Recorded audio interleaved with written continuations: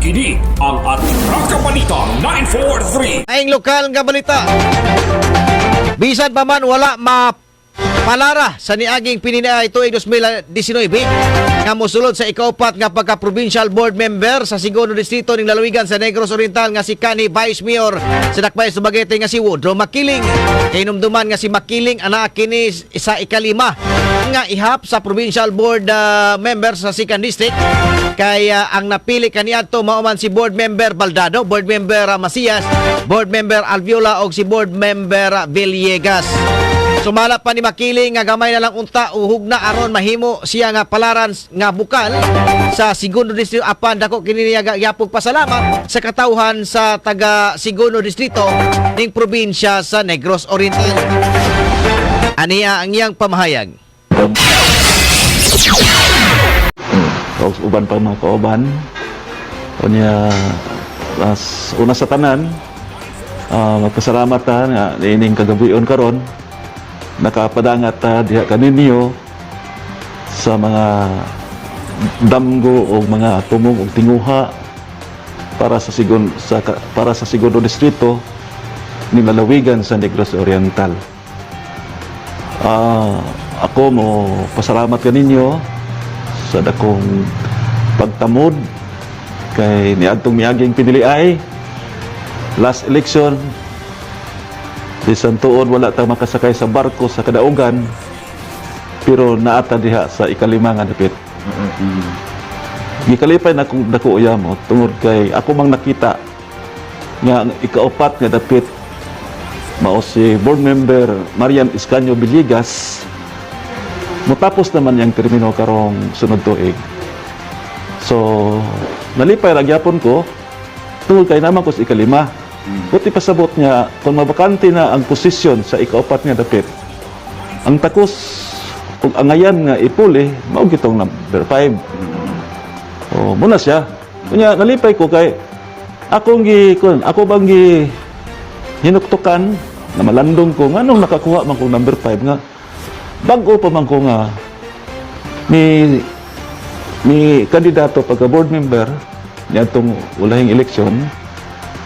Akong nakita nga ang merito, no? Ang dakong merito nga nung ikalima ko tungod sa akong battle cry. Ang akong plano para sa segundo distrito. Sumog yapon karon atong gibalik to maong plataporma sa itong plano unya ato pong ipasalamatan nga kung palaran ta ang nahimo lagi nato sa Dumaguete. Gusto ko nga ma-replicate na ko ni sa segundo distrito ng lalawigan sa Negros Oriental. Kini ang Atraka Balita 943. Hinumduman nga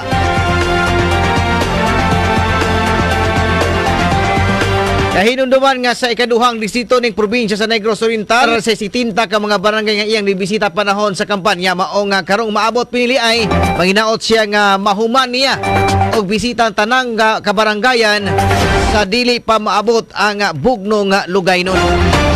Ani ang dugang pamahayag. Actually, akong kada nako adto mangod sa mga barangay, no?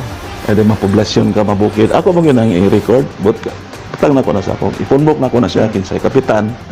Ako lang gitanaw mga 120 na barangays na. So nagpabilin pang mga pila ka bulan usa magsugod ang official gyud nga campaign period. So tingali mahurot gyud nako ni siya, no? At least maimamat nako ang katawhan. Makilambigot ko nila. Bukas ang akong kasing-kasing o gunahuna na andam lang ko sa pagpangalagad. Gusto lang ko nga makapahimugso sa ko sa segundo distrito o mga proyekto bitaw, mga programa nga nagapunting sa kaayuhan sa akong katawhan.